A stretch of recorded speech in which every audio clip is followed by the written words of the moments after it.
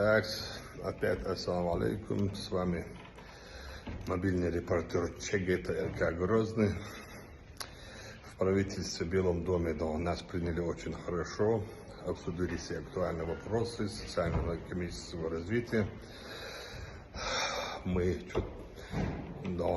могли даже похвастаться с нашими результатами. Сейчас пришли в Кремль, тоже идем по тем поручениям, которые президент дал вчера. Я думаю, что и здесь найдем общий язык.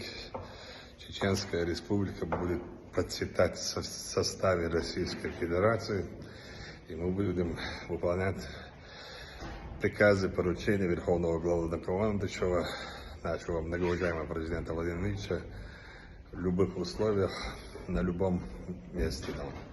Ахмад, Аллаху Акбар.